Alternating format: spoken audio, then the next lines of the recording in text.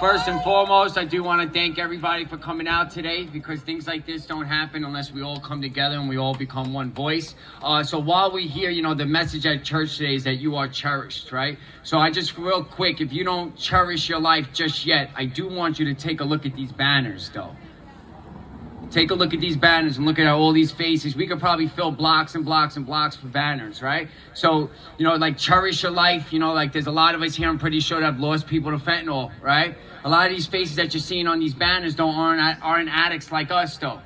These are people that were trying for the first time recreationally or experimentally, and they're not here no more. I think it's our obligation, that the fact that we're still here, though, that we get loud with our stories. We get loud with our voice. Because the more and more they hear our testimonies, whether it's, from fentanyl addiction and you overcame it, or you're still in the grips of fentanyl, or if you lost somebody to fentanyl poisoning, like, the world needs to start hearing these stories. I'm very loud with my recovery. I do not believe that we need to be anonymous anymore. I don't think that this is the time that we're living in. We're not dealing with alcohol, and we're not just dealing with heroin no more. We're dealing with a drug that's 50 to 100 times stronger than anything that's ever been out on the streets. Right? And why people are using drugs has not changed from when we started doing drugs. These kids aren't getting the opportunity to make the drug their solution like it was for us. Because for a long time, it was the solution to the problem until it actually became the problem.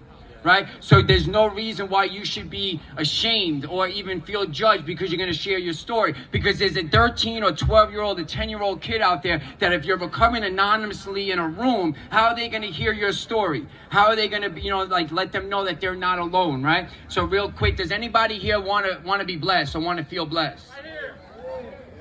Good. For a long time, I thought a blessing a lot of times was just something that made me happy, right? What I realized is that it's all blessings. Right? If you don't already feel blessed, how are you going to be blessed, right? So I just want to run through some scripture real quick. If it's okay with you guys.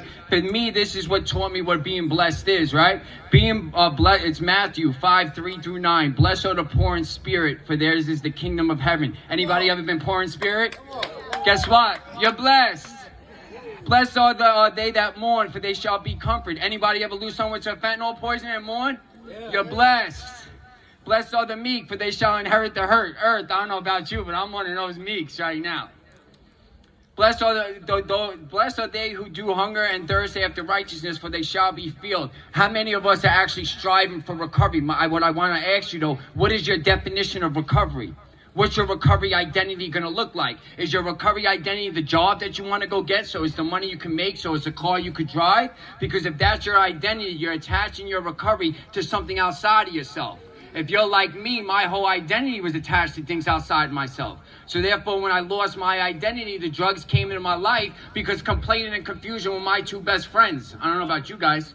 Complaining and confusion were my two best friends. Advice became my, doubt became my advisor. Misery became my motivation. Ego became my illusion, and pride became my destruction. No wonder no matter where I moved on this earth, my addiction always followed me, because I always brought that company around to me, right? And we'll finish it with this. Blessed are the merciful, for they shall obtain mercy. In James, it says mercy triumphs judgment. We don't like being judged by people. We need to stop judging each other in our own circle, in our own community. The recovery community is just as divided as anything else. Who cares if you're on methadone? Who cares if you're on Suboxone? If your life is getting better right now, you keep working what you're working. Why are we putting each other down?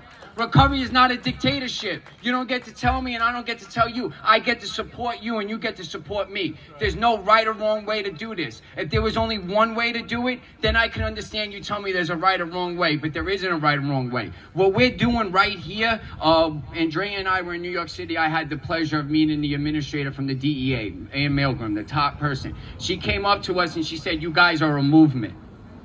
She said, "You guys are a movement." We are a movement, and we need to get louder, and we need to get quicker with it, and we need to keep doing it, because this does not happen unless, look around.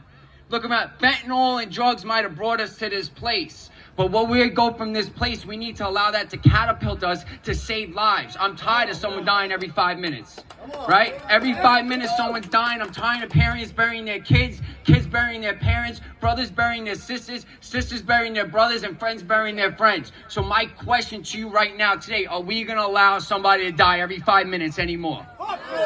So we need to start getting louder with our stories. I love every single one of you. I'm a product of the Magic House. We're gold diggers here. So if you don't think you got treasure, stay with us, because we'll dig it out of you and we'll go buy some things together. Thank you.